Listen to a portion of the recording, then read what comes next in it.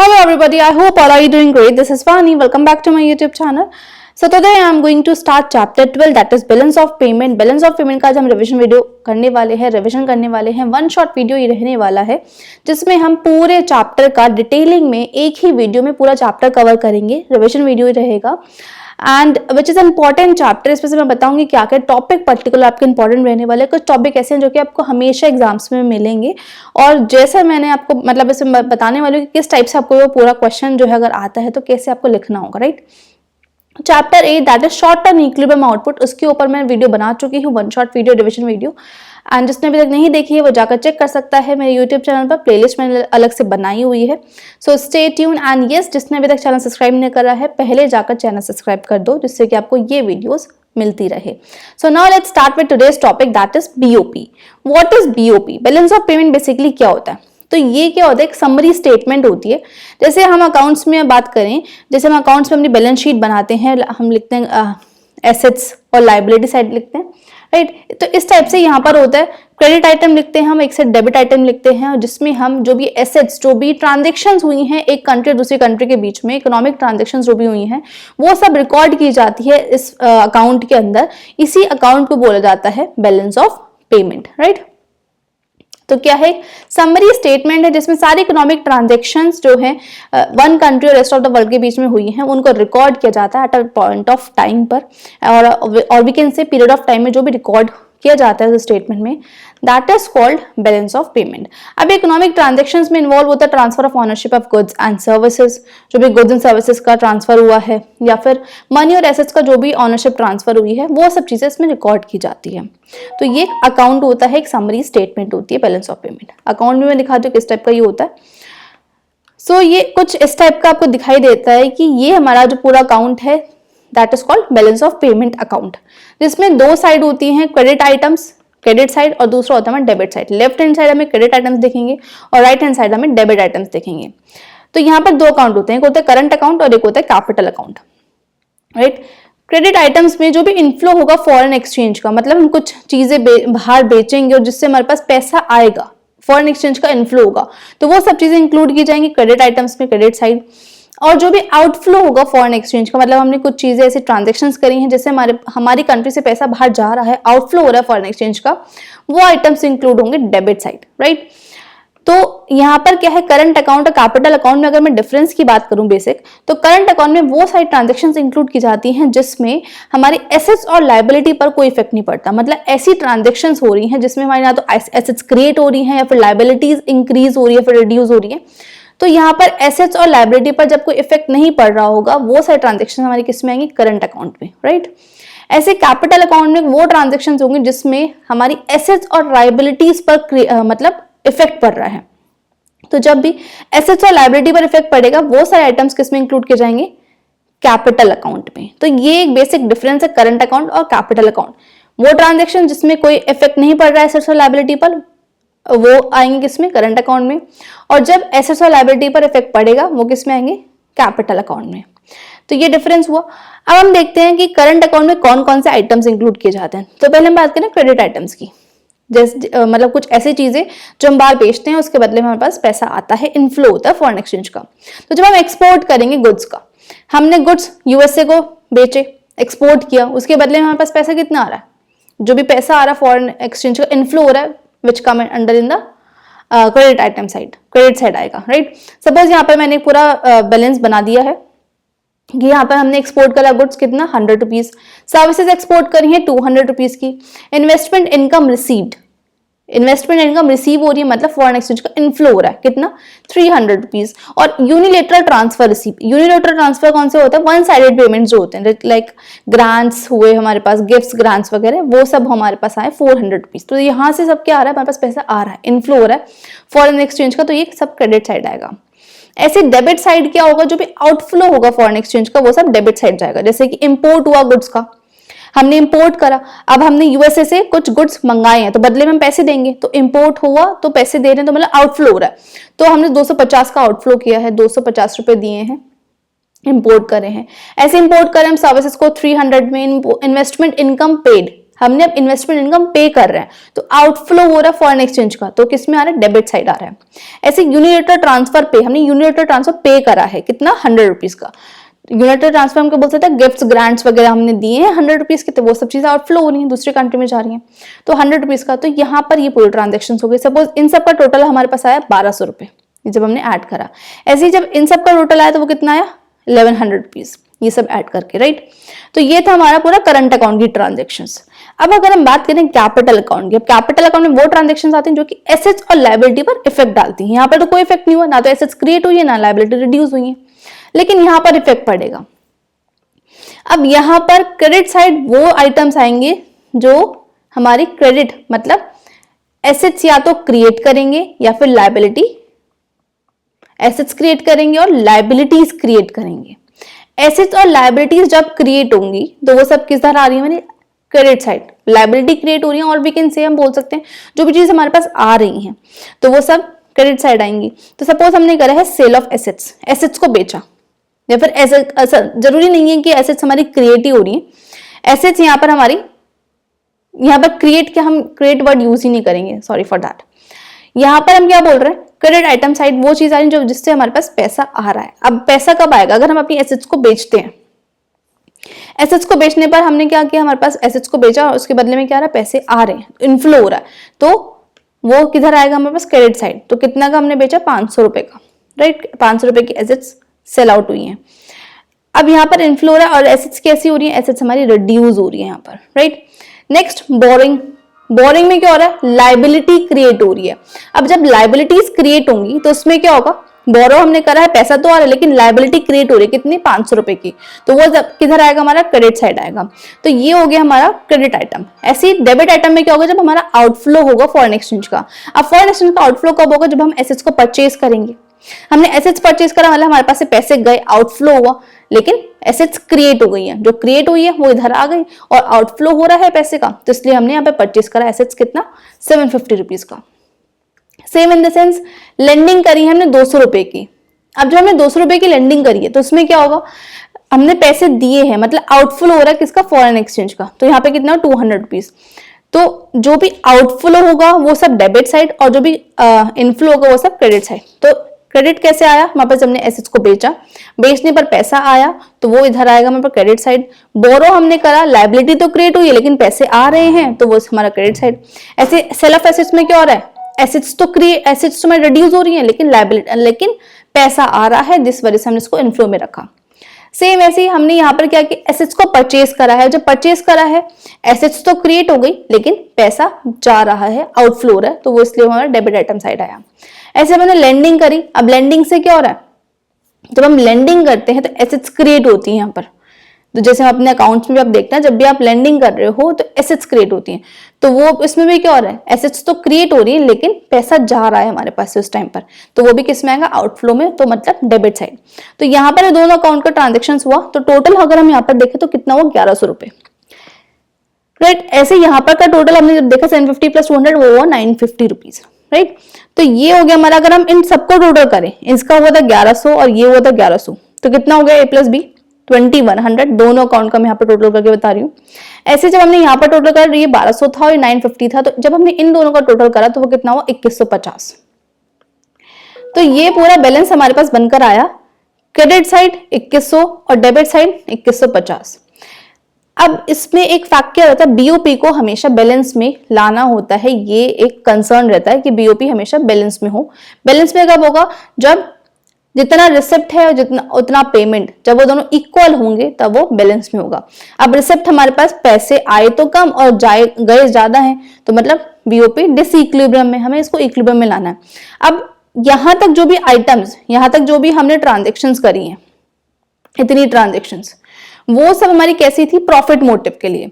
तो जो भी ट्रांजेक्शन्स प्रॉफिट मोटिव के लिए की जाती है, जो भी एक्सपोर्ट इंपोर्ट हुआ, गुड सर्विसेज का, इन्वेस्टमेंट इनकम रिसीव पे, ये जितनी भी ट्रांजेक्शन्स हैं सारी, वो सब हमारे प्रॉफिट मोटिव के लिए। तो वो जो भी ट्रांजेक्शन प्रॉफिट मोटिव के लिए की जाती है उन सबको हम क्या बोलते हैं, ऑटोनोमस आइटम्स, राइट। वो सब कौन सी होंगी, ऑटोनोमस आइटम्स, जो हमने यहाँ पर लिखा हुआ है। तो जो भी ट्रांजेक्शन प्रॉफिट मोटिव के लिए की जाएंगे उनको हम ऑटोनोमस आइटम्स बोलेंगे।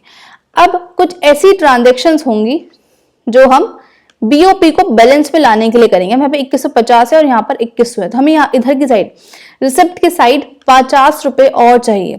जब हम 50 रुपीज और चाहिए तो इसलिए हम ट्रांजेक्शन कर रहे हैं। अब वो जो ट्रांजेक्शन हम कर रहे हैं बीओपी को बैलेंस में लाने के लिए, तो हमने यहाँ पर क्या 50 रुपए कैसे लेंगे, हम बोरो 50 रुपए और बोरो कर लेते, तो 50 रुपए हमने और बोरो कर लिए। तो ये जो ट्रांजेक्शन की जा रही हैं बीओपी को बैलेंस में लाने के लिए, उन ट्रांजेक्शन को हम क्या बोलते हैं, अकोमोडेटिंग आइटम्स। तो अकोमोडेटिंग आइटम्स या फिर हम बोल सकते हैं ऑफिशियल रिजर्व ट्रांजेक्शंस। ये नीचे थोड़ा दिखाई नहीं दे रहा है, लेकिन मैंने यहाँ पे लिखा हुआ है कि यहाँ पर क्या है, अकोमोडेटिंग आइटम्स को क्या बोलते हैं, ऑफिशियल रिजर्व आइटम्स। तो जो ट्रांजेक्शंस किस लिए की जाती है, बीओपी को बैलेंस में लाने के लिए की जाती हैं, that is called accommodating items. और वो ट्रांजेक्शंस जो बीओपी के लिए मतलब प्रॉफिट मोटिव के लिए की जाती हैं, that is called autonomous item. ये इंपॉर्टेंट टॉपिक है, what is accommodating item and what is autonomous item, और इनके बीच का डिफरेंस मोस्ट इंपॉर्टेंट है। तो अभी के लिए ये आप सही समझो, ऑटोनोमस आइटम वो होते हैं जो कि प्रॉफिट मोटिव के लिए किए जाते हैं, और अकोमोडेटिंग आइटम वो होते हैं जो कि किसके लिए किए जाते हैं, बैलेंस ऑफ पेमेंट को बैलेंस में लाने के लिए। अब यहाँ पर क्या है, इस लाइन से ऊपर के जो भी आइटम है प्रॉफिट मोटिव, तो अबव द लाइन, इसमें एक उसको और भी बोलते हैं, मैं आगे बताऊंगी इसमें। ऑटोनोमस आइटम को और क्या बोलते हैं, अबव द लाइन आइटम। जो भी इस लाइन से ऊपर के जो आइटम्स, सारे आइटम्स जो जितने भी है ये किए जा रहे हैं, ये अबव द लाइन आइटम्स है, तो ऑटोनोमस को अबव द लाइन आइटम्स भी बोलते हैं। और इससे नीचे जो भी ट्रांजेक्शन, जैसे कि गवर्नमेंट बोरोइंग, तो इस लाइन से नीचे जो भी ट्रांजेक्शन की जा रही है वो सारे सबको हम क्या बोलेंगे, या तो अकोमोडेटिंग आइटम, और इसका दूसरा नाम क्या होता है, बिलो द लाइन आइटम। ये हम आगे समझेंगे। तो अभी के लिए समझ आया कि what is accommodating item and what is autonomous item. और ये पूरा करंट अकाउंट और कैपिटल अकाउंट का जो पूरा बीओपी अकाउंट बनकर आता है, इस टाइप का हमारा बीओपी अकाउंट दिखता है। एक्चुअल में भी ये इस टाइप का ही होता है, राइट। तो ये था पूरा बीओपी अकाउंट। नेक्स्ट इसमें टॉपिक आता है क्या क्या आइटम्स इंक्लूड होते हैं बीओपी में। अगर हम बात करें बीओपी अकाउंट में, बीओपी के अंदर बैलेंस ऑफ पेमेंट के अंदर क्या क्या आइटम्स इंक्लूड होंगे। पहला विजिबल आइटम, जितने भी एसेट्स होती हैं। विजिबल आइटम वो क्या होते हैं, जो कि फिजिकल गुड्स हुए और मर्केंडाइज हुए, जो कि हम सीन कर सकते हैं, टच कर सकते हैं। तो जो भी हम देख सकते हैं, मतलब देख सकते हैं और टच कर सकते हैं, वो सारे आइटम किस में आएंगे, विजिबल आइटम्स में। सपोज एसेट्स हुए हमारे पास, गुड्स हुए, तो वो सब विजिबल में आएंगे। ऐसे इनविजिबल आइटम्स वो सर्विसेज हम बोल सकते हैं, वो चीजें जिसको हम ना तो देख सकते हैं और ना ही हम उसको टच कर सकते हैं, that is called invisible item. और वी कैन से सर्विसेज, जितनी भी सर्विसेज होती हैं वो सब इनविजिबल में आती हैं। बैंकिंग, इंश्योरेंस, ट्रांसपोर्टेशन, ये आइटम भी इंक्लूड होते हैं बीओपी के अंदर, जैसे भी हमने देखा एक्सपोर्ट इंपोर्ट सर्विसेज का हुआ। Next investment income, investment income भी इंक्लूड किया जाता है बीओपी के अंदर। It include investment income received by resident, या कुछ ऐसी इन्वेस्टमेंट इनकम जो कि हमारे रेजिडेंट्स ने रिसीव करी है, मतलब हमारी कंट्री के लोगों ने जो भी इन्वेस्टमेंट इनकम रिसीव करी है, या फिर हमने पे करी है नॉन रेजिडेंट्स को, तो वो सारे ट्रांजेक्शन्स भी इंक्लूड की जाएंगी किसमें, बीओपी अकाउंट के अंदर। जैसे कि रेंट हुआ, इंटरेस्ट, डिविडेंड, ये सब चीजें किसमें आती हैं, बीओपी अकाउंट में आती हैं। नेक्स्ट कैपिटल ट्रांजेक्शंस, ये वो ट्रांजेक्शंस होती हैं जिसमें हमारी या तो एसेट्स या फिर लायबिलिटी में चेंज आता है, जो कि हमने कैपिटल अकाउंट में देखा। ये जो सारे आइटम्स हैं, ये सब कौन से आइटम्स हैं, अगर आप देखो तो अभी मैंने बताया इसमें ये सारे कौन से आइटम्स होंगे, करंट अकाउंट के जो भी करंट अकाउंट के ट्रांजेक्शंस के जो आइटम है वो सब ये तीनों हैं, इन्वेस्टमेंट इनकम, विजिबल और इनविजिबल। यहाँ पर कोई एसेट्स और लायबिलिटी में इफेक्ट नहीं पड़ रहा, लेकिन यहाँ पर इफेक्ट पड़ रहा है कैपिटल ट्रांजेक्शन्स में। ये वो ट्रांजेक्शन्स होते हैं जिसमें एसेट्स और लायबिलिटी में चेंज आता है। लाइक फॉर एग्जांपल बोरो करा है, या फिर हमने एसेट्स को सेल या परचेज किया है, बोरो करा है या फिर लेंडिंग करा है, तो वो कैपिटल ट्रांजेक्शन्स में आएगा। तो ये सारी चीजें आती हैं बीओपी आइटम के अंदर, बीओपी अकाउंट के अंदर, राइट। तो ये था वो पूरा पार्ट। सो नेक्स्ट टॉपिक इसमें आता है बैलेंस ऑफ ट्रेड। अब ये बैलेंस ऑफ ट्रेड क्या होता है, बैलेंस ऑफ ट्रेड का दूसरा नाम क्या होता है, balance of visible items. Balance of visible items मतलब बैलेंस ऑफ ट्रेड में हम बेसिक वही चीजें इंक्लूड करते हैं जो कि विजिबल होती हैं। तो it is different between the value of goods exported and goods imported, मतलब इसमें सारे विजिबल आइटम्स ही इंक्लूड किए जाएंगे। जो भी विजिबल आइटम्स इंक्लूड होंगे वो बीओटी के अंदर इंक्लूड होंगे। यहाँ पर हम सर्विसेज की बात नहीं करेंगे, सर्विसेज इसमें इंक्लूड नहीं की जाएंगी। इसमें ओनली क्या इंक्लूड होगा, ओनली गुड्स इंक्लूड होंगे, राइट। तो विच इज कॉल्ड बीओटी। तो यहाँ पे ये बीओटी का मतलब क्या है, it refers to difference between good value of good exported and goods imported. तो बीओटी हम कैसे निकालेंगे, ये क्या है, export of goods minus import of goods, इनका डिफरेंस को ही हम क्या बोलते हैं, बैलेंस ऑफ ट्रेड बोलते हैं, राइट। अब यहाँ पे तीन कंडीशन आती है बीओटी के अंदर। बीओटी 3 स्टेट में हमें दिखाई देता है। पहला होता है सरप्लस बीओटी। बीओटी सरप्लस कब होगा? जब हमारा एक्सपोर्ट ज्यादा होगा और इंपोर्ट कम होगा, तो जब बीओटी क्या होगा? सरप्लस में होगा। बीओटी इक्विलिब्रियम में कब होगा? जब export of goods and import of goods दोनों इक्वल होंगे। एक्सपोर्ट और इंपोर्ट जब इक्वल होंगे तब बीओटी इक्विलिब्रियम स्टेट पर होगा। एंड यहाँ पर M stands for import and X stand for export, right. Deficit कब होगा बीओटी? बीओटी डेफिसिट कब होगा? जब एक्सपोर्ट कम होगा और इंपोर्ट ज्यादा होगा, तब उस टाइम पर बीओटी डेफिसिट की स्टेट में होगा, राइट। तो ये था छोटा सा पार्ट बीओटी का। बीओटी से भी क्वेश्चन बन सकता है कि व्हाट इज बीओटी। बीओटी के आपसे 2 मार्क्स में सपोज पूछा है कि बीओटी क्या होता है, केस स्टडी में आ गया, या फिर फॉर एग्जांपल कोई 5 में से क्वेश्चन, इसमें आपसे मतलब 2-3 जब क्वेश्चन आते हैं 5 में से क्वेश्चन में, तो उसमें पूछ सकते हैं, फिर 2 या 3 में से क्वेश्चन में पूछ सकते हैं। तो आपको ये पूरा लिखना है बीओटी क्या होता है, और आप तीनों स्टेट भी बता देना। तो इससे थोड़ा अट्रैक्टिव क्वेश्चन आपका आंसर राइटिंग थोड़ी अच्छी लगेगी, राइट। तो ये था पूरा हमारा बीओटी की कॉन्सेप्ट। अब इसमें जो मोस्ट इंपॉर्टेंट टॉपिक है that is what is the difference between BOP and BOT. Important question है, आता ही आता है। ये जो मैंने लिखा हुआ है पूरा आपको ऐसे लिखना है, मेरे शॉर्ट जो मेरे नोट्स हैंड रिटन नोट्स हैं उनका मैंने यहाँ पर लिया है पूरा, जिससे आप उसको अच्छे से समझ आ जाए और आप पूरा का पूरा ऐसे ही लिख कर आ जाना अपने एग्जाम में। 5 मार्क्स का क्वेश्चन आ सकता है, 3 मार्क्स का क्वेश्चन ये आ सकता है। तो बैलेंस ऑफ पेमेंट और बैलेंस ऑफ ट्रेड में क्या डिफरेंस होता है? अगर हम मीनिंग की बात करें तो ये systematic record of all economic transactions है जो हमारे resident of a country with the rest of the world, जो एक हमारी कंट्री और रेस्ट ऑफ द वर्ल्ड के बीच में जो भी इकोनॉमिक ट्रांजैक्शंस हुए हैं उनके रिकॉर्ड को हम क्या बोलते हैं? Balance of payment, right. यहाँ पे सारे इकोनॉमिक ट्रांजैक्शंस इंक्लूड होंगे।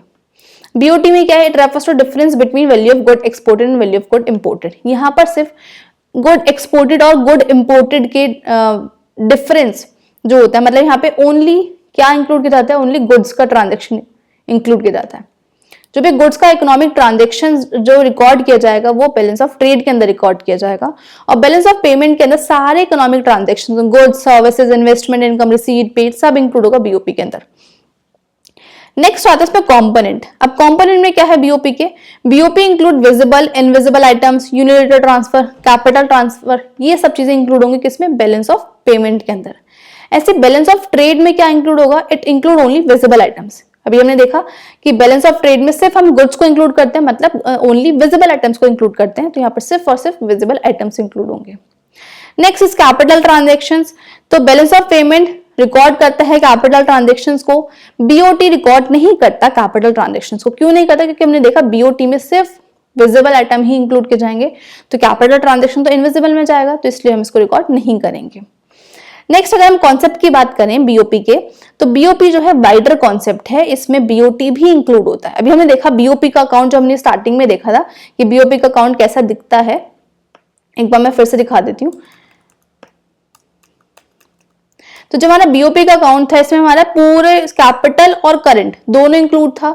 दूसरा बीओपी में हमारे पास विजिबल आइटम्स भी थे और इनविजिबल आइटम्स जो हमें ये दिखाई दे रहे हैं, एसेट्स, बोरिंग, राइट। तो ये इनविजिबल आइटम हुए, सर्विसेज दिख रही है हमें, ये सब इनविजिबल है।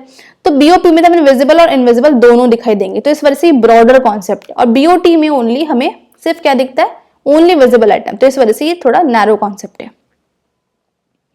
जैसे हमने देखा बीओपी में बीओटी भी इंक्लूड होता है, लेकिन बीओटी नैरो कॉन्सेप्ट है क्योंकि वो एक पार्ट है बीओपी का, पूरा बीओपी उसमें एक पार्ट है BOT, that's why it is a narrow concept, right.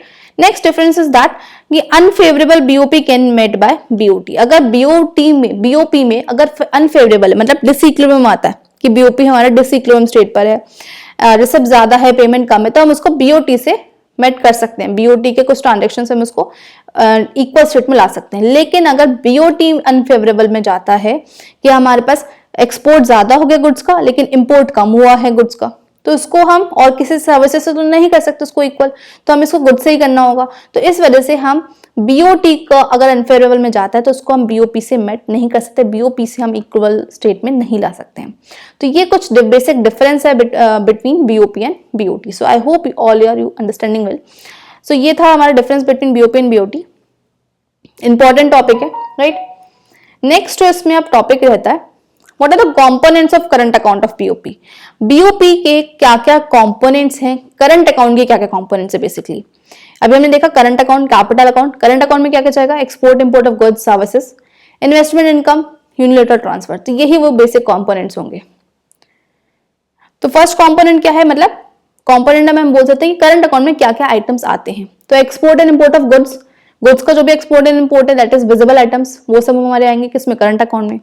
Export and import of services, जो भी सर्विसेज हैं that is called invisible items, वो सब किसमें जाएंगे, करंट अकाउंट के अंदर जाएंगे। Investment income receive by resident या फिर investment income paid to non residents, वो सब किसमें आएंगे, जो इन्वेस्टमेंट इनकम हमने रिसीव करी है रेजिडेंट्स ने हमारी कंट्री के वो, या फिर इन्वेस्टमेंट इनकम पे करी है किसको, नॉन रेजिडेंट्स को, वो आइटम्स वो सब किसमें जाएंगे, करंट अकाउंट के अंदर। तो ये वही आइटम्स है, ये बेसिक वही आइटम्स है जो हमने बीओपी के अकाउंट में भी पढ़े हैं ऊपर के। नेक्स्ट यूनिलेटर ट्रांसफर रिसीव्ड या फिर यूनिलेटर ट्रांसफर पे, जो हम यूनिलेटर ट्रांसफर रिसीव कर रहे हैं, मतलब यूनिलेटर ट्रांसफर हम बोल सकते हैं one sided transfer, gifts grants वगैरह जो हमने रिसीव करे हैं, जो कि किस आएंगे, क्रेडिट साइड, क्योंकि रिसीव कर रहे हैं पैसा आ रहा है क्रेडिट साइड, पे कर रहे हैं तो आउटफ्लो हो रहा फॉरेन एक्सचेंज का, तो वो डेबिट साइड जाएगा। तो ये सारे आइटम्स जो भी करंट अकाउंट के होंगे, ये सारे कंपोनेंट्स है किसके, करंट अकाउंट ऑफ बीओपी के, विच इज दैट, ये सारे आइटम्स है हमारे पास करंट अकाउंट के, राइट। नेक्स्ट आता है इसमें कंपोनेंट ऑफ कैपिटल अकाउंट। अब कैपिटल अकाउंट के क्या क्या कंपोनेंट्स हो गए, हमने देखा बोरोइंग हुआ, लेंडिंग हुआ, राइट, जो भी ट्रांजैक्शंस होंगी, प्राइवेट ट्रांजैक्शंस, लायबिलिटी और एसेट्स जिससे भी इफेक्ट होंगी, वो सब हमारी किस में आएंगी, कैपिटल अकाउंट में। तो पहले हम देखते हैं private transactions, those transaction which affect assets और लायबिलिटी बाय इंडिविजुअल बिजनेस, वो ट्रांजैक्शन जो कि एसेट्स और लायबिलिटी पर इफेक्ट डाल रही होंगी बाय इंडिविजुअल बिजनेस, कोई मतलब कोई ट्रांजैक्शन करा जिससे इफेक्ट जा रहा है एसेट्स और लायबिलिटी पर, तो ये किस में आएगी हमारे पास, प्राइवेट ट्रांजैक्शंस के अंदर आएगी, राइट। ऑफिशियल ट्रांजैक्शंस में कौन सी ट्रांजैक्शंस होंगी, जो इफेक्ट कर रहा है एसेट्स और लायबिलिटी बाय गवर्नमेंट और इट्स एजेंसीज, मतलब ऐसी ट्रांजैक्शन जो कि एसेट्स और लायबिलिटी पर इफेक्ट डाल रही है, और कौन डाल रहा है वो, मतलब गवर्नमेंट ने या फिर कोई एजेंसी ने कोई ट्रांजैक्शन करी है जिसकी वजह से एसेट्स और लायबिलिटी पर इफेक्ट जा रहा है, तो that is called official transactions. यहाँ पर क्या था, ये वो ट्रांजैक्शंस है जो एसेट्स और लायबिलिटी पर इफेक्ट डाल रही है, और वो किसने करी है ट्रांजैक्शन, इंडिविजुअल या फिर कोई बिजनेस ने, तो वो प्राइवेट में जाएंगी। जब कोई गवर्नमेंट और एजेंसी ट्रांजैक्शन कर रही है जिसकी वजह से एसेट्स और लायबिलिटी पर इफेक्ट जा रहा है, इसको हम बोलते हैं official transactions, right. Next is direct investment. क्या होता है, it means purchasing in assets and acquiring control of it. Direct investment क्या है, हमने एसेट्स परचेज किया और पूरी तरीके से हमारा उसके ऊपर कंट्रोल हो गया, डायरेक्टली हमने इन्वेस्टमेंट करा है। सपोज मैंने अपनी कंट्री में एफडीआई करा है, या फिर हम बोल सकते हैं दूसरी कंट्री में मैंने एफडीआई करा है, फॉरेन डायरेक्ट इन्वेस्टमेंट, या फिर दूसरी कंट्री ने हमारी कंट्री में एफडीआई करा है, हमारी कंट्री में एसेट्स परचेज करी, पूरा का पूरा कंट्रोल उनका है उसके ऊपर, that is called direct investment. तो यहाँ पर क्या और इन्वेस्टमेंट कर रहे हैं वो, और एसेट्स को परचेज कर रहे हैं तो एसेट्स क्रिएट हो रही है, तो एसेट्स पे इफेक्ट जा रहा है, तो ये किस में आएगा, कैपिटल अकाउंट में आएगा। तो ये डायरेक्ट इन्वेस्टमेंट हमारा किस में आएगा, कैपिटल अकाउंट में, राइट। तो ये भी कंपोनेंट हुआ।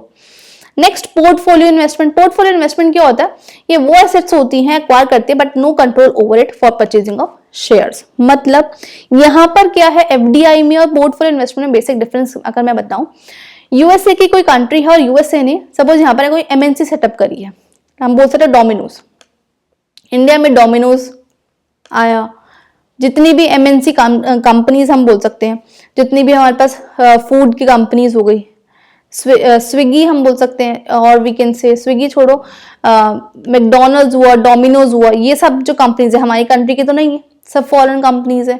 तो ये सब क्या है, पूरी तरीके से हमारी कंट्री में उन्होंने क्या किया, इन्वेस्टमेंट किया है, हमारी कंट्री में सेटअप किया है अपना इन्वेस्टमेंट, और पूरा का पूरा कंट्रोल हमारे ऊपर तो नहीं, पूरा का पूरा कंट्रोल किसके ऊपर है, जिस कंट्री की ये कंपनीज हुई।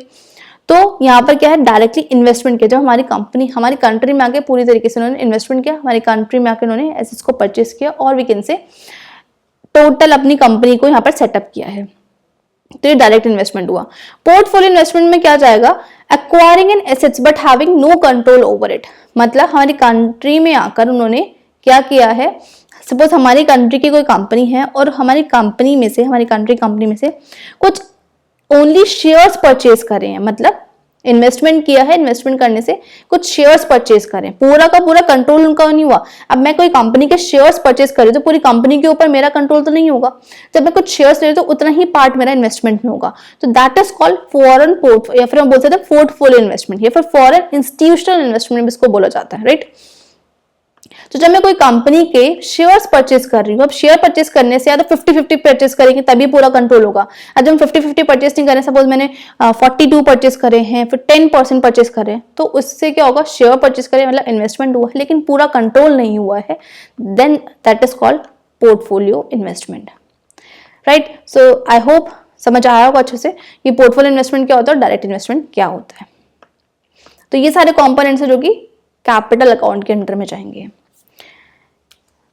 नेक्स्ट जो इसमें टॉपिक रहता है that is autonomous item in BOP and accommodating item in BOP. Most important topic है, इससे डिफरेंस भी आता है, डिफरेंस हम आगे करेंगे। पूछ लेते हैं कि व्हाट इज ऑटोनोमस आइटम और व्हाट आर अकोमोडेटिंग आइटम्स। अभी हमने देखा ऑटोनोमस क्या होते हैं और अकोमोडेटिंग क्या होते हैं। तो ऑटोनोमस आइटम क्या होंगे, वो सारे international transactions in current account and capital account as autonomous item in BOP. जितनी भी इंटरनेशनल ट्रांजेक्शंस की जाती हैं करंट अकाउंट और कैपिटल अकाउंट में, वो सब क्या है, ऑटोनोमस आइटम में जाएंगी। जो भी हमने देखा, जो भी प्रॉफिट मोटिव के लिए जो भी ट्रांजेक्शंस की जा रही हैं वो सब क्या होंगी, एक्सपोर्ट इंपोर्ट इंक्लूड, हमने सपोज किसी कंट्री से एक्सपोर्ट किया है या फिर किसी कंट्री में हमने इंपोर्ट किया है, तो वो सारे ट्रांजेक्शंस बीओपी के अंदर आएंगी, तो वो सब रिकॉर्ड करेंगे हम।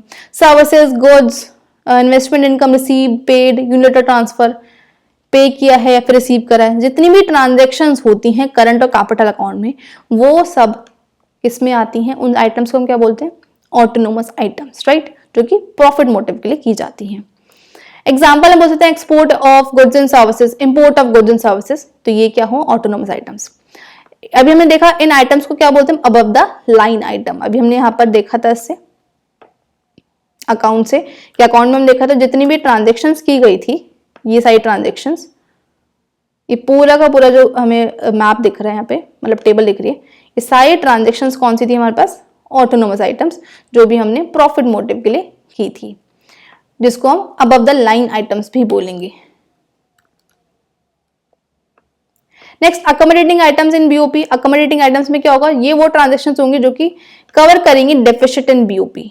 बीओपी जब डेफिसिट में होता है, बीओपी जब डिसइक्विलिब्रियम स्टेट में होता है, तो उस डिसइक्विलिब्रियम को हटाने के लिए, उसको इक्वल स्टेट में लाने के लिए जो भी ट्रांजेक्शन्स की जाती है, जैसे हमने देखा था कि उधर 2100 था, मतलब उधर 2100 था क्रेडिट साइड और डेबिट साइड 2150 था, तो इसको बैलेंस में लाने के लिए हम 50 रुपीज का और ट्रांजेक्शन किया था, तो वो जो 50 रुपीज का ट्रांजेक्शन किया जा रहा है वो अकोमोडेटिंग आइटम में आएगा। क्यों? क्योंकि वहां पर बीओपी को बैलेंस में लाने के लिए वो ट्रांजेक्शन की गई है, that's why it is called accommodating item, और जिसको हम बिलो द लाइन आइटम्स भी बोलते हैं, जो कि हमने स्टार्टिंग में भी पढ़ा था कि बिलो द लाइन आइटम्स क्या होता है। तो जो भी ट्रांजेक्शन्स की जाएंगी इसके लिए, कवर करने के लिए, बीओपी को इक्वल स्टेट में लाने के लिए, तो वो सब कौन सी आइटम होंगी, अकोमोडेटिंग आइटम, जैसे कि गवर्नमेंट बोरिंग्स। एक बार मैं फिर से दिखा देती हूँ जो हमने अकाउंट देखा था अभी।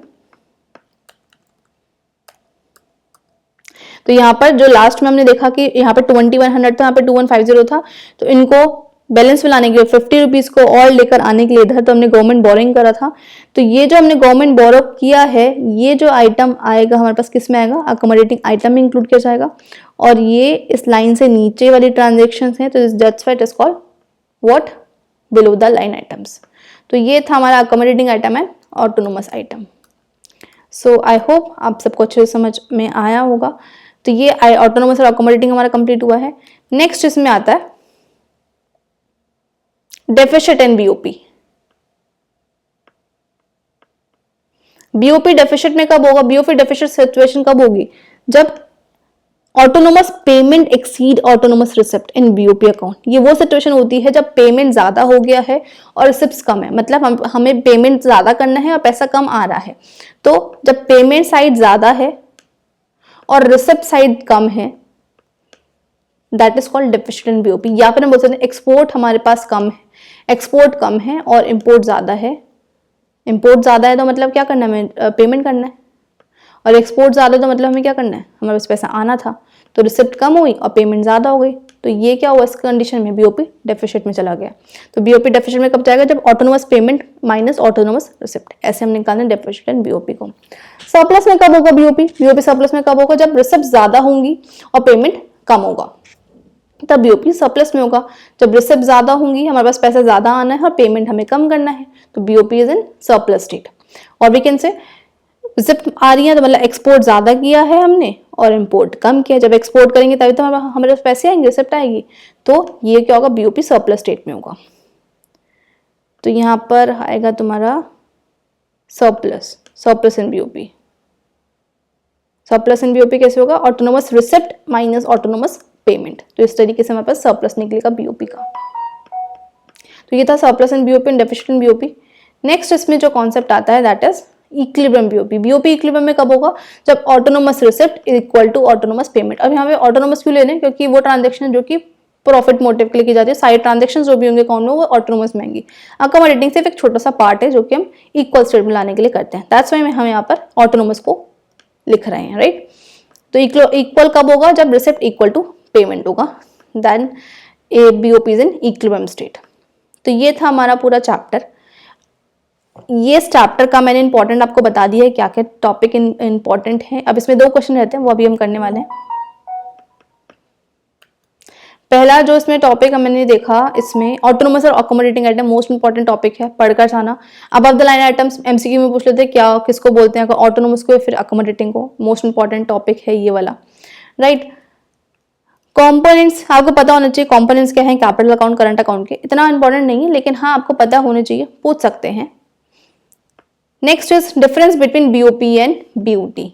इनका डिफरेंस मोस्ट इंपॉर्टेंट आता ही आता है हमेशा, राइट। नेक्स्ट बीओटी क्या होता है, 1 या 2 मार्क्स में पूछ लेंगे, तो आपको पता होना चाहिए। आइटम्स बीओपी में क्या क्या इंक्लूड होते हैं, ये भी पता होना चाहिए। नॉट सो मतलब कि डायरेक्ट क्वेश्चन ऐसा नहीं बनता, बट यस आपको इसका पता होना चाहिए और ये पूरा लिखना आपको आना चाहिए। इस टाइप से भी लिख दो, बहुत अच्छी बात है। ये आपको अकाउंट बनाने के लिए तो ऐसा नहीं आएगा। और बीओपी क्या होता है ये पूछ सकते हैं, इसकी डेफिनेशन आपको पूरी जैसे मैंने लिखी हुई यही पढ़ कर चले जाओ, यही लिख देना, अच्छे मार्क्स स्कोर हो जाएंगे आपके, राइट। तो ये था पूरा चैप्टर का 1 शॉर्ट वीडियो। अब हम इसमें देख लेते हैं 2 क्वेश्चंस इंपॉर्टेंट है। इससे पहले अच्छा एक डिफरेंस भी रह रहा है, ये डिफरेंस भी इंपॉर्टेंट है, बीओपी और बीओटी के बीच का डिफरेंस, ये भी इंपॉर्टेंट है, ये भी एक बार मैं बता देती हूँ। बीओपी मोस्ट इंपॉर्टेंट टॉपिक है, ये तो मैंने बताया आई थिंक आपको, बीओपी और बीओटी, राइट, है ना। तो ये तो हो गया हमारे पास। तो एक डिफरेंस और रह रहा है यहाँ पे, वेट, ओके। तो 2 बार एक ही डिफरेंस जो था वो इंक्लूड हो गया है। इसमें एक डिफरेंस आएगा ऑटोनोमस और अकोमोडेटिंग आइटम्स के बीच में, वो करना है। वो यहाँ पर मैंने गलती से 2 बार एक ही डिफरेंस पेस्ट कर दिया। जो मैंने एक वीडियो बना रखी है इंपॉर्टेंट सीरीज की, उसमें मैंने बताया हुआ है कि क्या क्या टॉपिक इस पर्टिकुलर चैप्टर के इंपॉर्टेंट रहने वाले हैं, आप उसमें जाकर देख सकते हो। एंड जो इसका एक डिफरेंस रह रहा है उसमें एक 1 शॉर्ट वीडियो बना दूंगी, शॉर्ट वीडियो बना दूंगी, शॉर्ट्स में डाल दूंगी, जो आप इसमें से पढ़ लेना। अपने नोट्स का ही मैं आपको पूरा इसमें से कॉपी पेस्ट करके दे दूंगी, राइट। सो वो इसका डिफरेंस है कुछ। तो अभी हम ये क्वेश्चन डिस्कस कर लेते हैं, दोनों लास्ट क्वेश्चन रहते हैं इस चैप्टर के। तो what are the causes of disequilibrium in BOP. BOP के डिसइक्विलिब्रियम स्टेट के क्या क्या कॉजेज हैं। अब हमने देखा कि बीओपी डिसइक्विलिब्रियम में कब आएगा, जब बीओपी या तो सरप्लस में होगा या फिर बीओपी डेफिसिट में होगा, तब बीओपी क्या होगा, डिसइक्विलिब्रियम स्टेट में होगा। तो उससे उसके क्या कॉजेज है, किस वजह से बीओपी डिसइक्विलिब्रियम स्टेट में आता है। तो पहला एक इकोनॉमिक फैक्टर कि बीओपी डिसइक्विलिब्रियम में कब होगा, सरप्लस या फिर डेफिसिट कब होगा। पहला इकोनॉमिक फैक्टर क्या है, this is generally an imbalance between export and import where mainly large import cost disequilibrium. ये जब डिसइक्वल में कब होगा, जब एक्सपोर्ट और इंपोर्ट में डिसइक्वल होगा, इम्बैलेंस क्रिएट होगा। जब कैसे, हमने ज्यादा इंपोर्ट कर लिया है तो उससे क्या होगा, बीओपी डिसइक्विलिब्रियम स्टेट में आ गया, इंपोर्ट ज्यादा है एक्सपोर्ट का में, तो बीओपी डेफिसिट में चला गया है। तो एक्सपोर्ट और इंपोर्ट के कुछ फैक्टर्स की वजह से भी बीओपी डिसइक्विलिब्रियम में जाता है। तो ये कुछ इकोनॉमिक फैक्टर्स थे। नेक्स्ट कुछ पॉलिटिकल फैक्टर्स भी होते हैं जिसकी वजह से बीओपी डिसइक्विलिब्रियम स्टेट में जाता है। तो पॉलिटिकल इंस्टेबिलिटी हो गई, सपोज कोई कंट्री में, हमारी कंट्री में political instability, like frequent changes हो रहे हैं गवर्नमेंट के, या फिर कंट्री में डिस्टर्बेंस क्रिएट हो रहा है, वॉर, राइट, या फिर चेंजेस हो रहे हैं गवर्नमेंट के, गवर्नमेंट अपनी कुछ पॉलिसीज में चेंजेस ला रही है, गवर्नमेंट फ्रीक्वेंटली चेंज हो रही है। तो इस वजह से क्या हो रहा है, ट्रेडिंग में हमें प्रॉब्लम क्रिएट हो रही है, तो बीओपी डिसइक्विलिब्रियम में जा रहा है। या तो एक्सपोर्ट ज्यादा है, इंपोर्ट कम है, फिर हम एक्सपोर्ट नहीं कर पा रहे हैं इतने क्योंकि पॉलिसी में चेंजेस आ रहे हैं, जिसकी वजह से बीओपी क्या हो रहा है, डिसइक्वल स्टेट में जा रहा है। एक्सपोर्ट कम इंपोर्ट ज़्यादा, या फिर एक्सपोर्ट कम इंपोर्ट ज़्यादा। तो ये दो कंडीशन हमने जो पढ़ी थी सरप्लस और डेफिसिट की, उसके में मतलब वही चीज़ है कि बीओपी डिसइक्वल में जा रहा है। क्यों? कुछ पॉलिटिकल फैक्टर्स की वजह से, गवर्नमेंट चेंज हो रही है, पॉलिटिकल इंस्टेबिलिटी हो रही है, डिस्टर्बेंस क्रिएट हो रहा है, वॉर क्रिएट हो गई हमारी कंट्री के अंदर, that's why it will come under what? Political factors. Next social factor, कुछ सोशल फैक्टर्स भी होते हैं जिसकी वजह से बीओपी डिसइक्वल स्टेट में जाता है। सोशल फैक्टर कैसे? चेंज इन टेस्ट, टेस्ट में चेंज आ गया, हमें नहीं पसंद आ रहा है अभी जो चीज़ हम पहले खाते थे। हम भी फॉरेन के चाउमीन या फिर हम बोल सकते हैं नूडल्स बहुत ज़्यादा खाते थे, लेकिन चाइनीज़ आइटम हमें नहीं पसंद आ रहा है, तो इस वजह से हम उसको नहीं इतना मतलब ले रहे हैं। तो कुछ सोशल फैक्टर्स हो सकते हैं। चेंज इन फैशन, फैशन में चेंजेस आ गए हैं, जो हमें अभी बाहर के आइटम्स थे वो इतने अच्छे नहीं लग रहे हैं हमें अपनी कंट्री। अभी हमने सोचा है कि हम थोड़ा स्वदेशी बनते हैं, हम अपने ही कंट्री का कुछ आइटम्स को मतलब पहनेंगे, खादी कपड़े पहनेंगे, हम बाहर के क्लोथ्स नहीं पहनेंगे। तो कुछ फैशन में चेंजेस आ रहे हैं जिसकी वजह से क्या और एक्सपोर्ट इंपोर्ट में डिसबैलेंस क्रिएट होगा, क्योंकि हम अपनी ही कर रहे हैं बाहर से इंपोर्ट चीजें, एक्सपोर्ट कर रहे हैं हम ज्यादा, तो जिससे क्या हो रहा है? बीओपी डिसइक्वल में जा रहा है। तो कुछ सोशल फैक्टर्स भी होते हैं जिसकी वजह से बीओपी डिसइक्वल स्टेट में जाता है। तो ये एक छोटा सा क्वेश्चन है जो कि इंपॉर्टेंट क्वेश्चन है, पूछ लेते हैं आपसे कि what are the causes of disequilibrium in BOP. 2 और 3 मार्क्स, 3 मार्क्स में तो ये बनता ही है, जिसमें मैंने 3 पॉइंट्स आपको बताए हुए हैं, तो आप पूरा ऐसे लिखकर आ सकते हो। तो ये था एक क्वेश्चन। दूसरा क्वेश्चन जो इसमें आता है दैट इज, अब हमने देखा बीओपी डिसइक्वल में जाने के क्या क्या रीजंस थे, अब हम देखेंगे क्या क्या हम करेक्ट मेजर्स ले सकते हैं बीओपी को डिसइक्वल से लाने के लिए, कि अगर बीओपी डिसइक्वल में चला जाता है तो हमें क्या करना चाहिए, उसको करेक्ट करने के लिए हमें क्या क्या करना चाहिए। तो पहले हमें क्या करना है? एक्सपोर्ट को प्रमोट करो। डिसइक्वल में गया है कि इंपोर्ट हम ज्यादा कर रहे हैं और एक्सपोर्ट कम कर रहे हैं, तो इस डिसइक्वल को करने के लिए, इसको इक्वल लाने के लिए हम क्या करें? एक्सपोर्ट को ज्यादा प्रमोट करें, ज्यादा एक्सपोर्ट करें, जिससे हमारा जो बीओपी है वो इक्वल स्टेट में आ जाए। दूसरा, इम्पोजिंग इंपोर्ट सब्स्टिट्यूशन, इंपोर्ट के ऊपर सब्स्टिट्यूशन। अब जो डिसइक्वल वाली स्टेट है, हमने 2 स्टेट पढ़ी है, एक सरप्लस और एक डेफिसिट। अब सरप्लस में तो बीओपी जाना बहुत ही मतलब रेयर केस है, कभी वैसे इंडिया का बीओपी सरप्लस में होता नहीं है। इंडिपेंडेंस से पहले बीओपी सरप्लस में रहता था, राइट, लेकिन अभी हम रिसेंट में देखें तो बीओपी सरप्लस में तो कभी नहीं जाता है, बीओपी मेनली डेफिसिट में होता है। तो इस डेफिसिट को ही लेकर हम यहाँ पे चल रहे हैं, तो इसके अकॉर्डिंगली हम डिसइक्वल को करेक्ट कर रहे हैं। और डेफिसिट में कब होगा? जब एक्सपोर्ट कम होंगे और इंपोर्ट ज्यादा होंगे। अब एक्सपोर्ट कम है तो मतलब हमें क्या करना है? पहले एक्सपोर्ट को प्रमोट करना है, एक्सपोर्ट ज्यादा करना है, जिससे ये चीज जो है इक्वल स्टेट में आ जाए, export equal to import. Import के ऊपर रिस्ट्रिक्शंस लगा दो, जो भी हम चीजें इंपोर्ट कर रहे हैं उनके ऊपर रिस्ट्रिक्शंस लगा दो कि इतना ही चीजें हम इंपोर्ट कर सकते हैं। अब इंपोर्ट पर रिस्ट्रिक्शन लगेंगे तो प्राइसेस बढ़ेंगे, हम डिमांड कम करेंगे, तो जिसकी वजह से क्या होगा? इंपोर्ट कम हो जाएंगे, एक्सपोर्ट उसके लेवल में आ जाएंगे, जिसकी वजह से वो इक्विलिब्रियम स्टेट में हो जाएगा। तो ये हम मेजर एक अपना सकते हैं, टूल अपना सकते हैं। Next, import substitution, import substitute करना स्टार्ट कर दो। मतलब जो चीज हम इंपोर्ट कर रहे थे, सपोज हम चाइना की लाइट को इंपोर्ट कर रहे थे, अब हम चाइना की लाइट को इंपोर्ट ना करके हम अपने घर में दिए जलाएंगे दिवाली पर, तो क्या हुआ? इसका सब्स्टिट्यूट हो गया लाइट का। तो चाइना का आइटम ना लेकर हम अपने ही कंट्री का सेम प्रोडक्ट वैसा ही मिलता जुलता ले लें, उसका सब्स्टिट्यूट ले लें, राइट। तो वो क्या होगा? उस वजह से क्या होगा? जब हम इंपोर्ट का सब्स्टिट्यूशन करेंगे, हम दूसरी कंट्री से ना लेकर अपनी ही कंट्री में वो उसका ही सेम सब्स्टिट्यूट ले रहे हैं, तो जिससे क्या होगा? इंपोर्ट कम होगा और वो चीज इक्वल स्टेट में आ जाएगी। तो ये एक मेजर हम ले सकते हैं। Fourth measure is that devaluation of domestic currency. अब ये कॉन्सेप्ट क्या है डीवैल्यूएशन? बेसिक इसका जो अंडरस्टैंडिंग है, मैं आपको आई होप मुझे पता है कि मतलब अब लास्ट चल रहा है आपका, तो आई नो कि आपको पता ही होगा डीवैल्यूएशन रिवैल्यूएशन क्या होता है, डेप्रिसिएशन और एप्रिसिएशन, और हम अच्छे से समझेंगे फॉरेन एक्सचेंज वाले चैप्टर में। लेकिन मैं बता देती हूँ, जब भी करेंसी का डीवैल्यूएशन होता है मतलब हमारी करेंसी की वैल्यू कम होना as compare to foreign currency. अब करेंसी की वैल्यू कम होना, इससे क्या होगा? इससे हमें फायदा क्या होगा? हमारी करेंसी की वैल्यू पहले $1.60 था, अब $1 क्या हो रहा है? 40 रुपीज हो रहा है। तो हो क्या रहा है? हमारी करेंसी की वैल्यू क्या हो गई है? कम हो गई है। अब इससे क्या होगा? एक्सपोर्ट बढ़ेंगे। ये हम बहुत डिटेल में फॉरेन एक्सचेंज वाले चैप्टर में पढ़ेंगे। तो जब $1.40 होगा तो उससे क्या होगा? डीवैल्यूएशन। अब डीवैल्यूएशन हुआ तो मतलब एक्सपोर्ट बढ़ रहा है, एक्सपोर्ट बढ़ रहा है, तो इससे क्या होगा? जो हमारे बीओपी इक्वल डिसइक्विलिब्रियम स्टेट में थी वो इक्विलिब्रियम स्टेट में आ रही है, राइट। तो ये कुछ मेजर्स हैं जिसकी वजह से हम डिसइक्विलिब्रियम को करेक्ट कर सकते हैं। सो आई होप आपको ये चैप्टर बहुत अच्छे से समझ आया होगा. सो ये चैप्टर पूरा कंप्लीट हो गया है.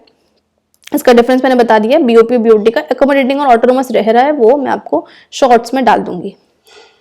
So thank you, thanks for watching and don't forget to like and subscribe my channel and stay tuned with this series. बहुत important series रहने वाली है and all the best for your exams, right? And ऐसे ही पढ़ते रहो अच्छे से. So all the best. Bye bye. See ya in the next video.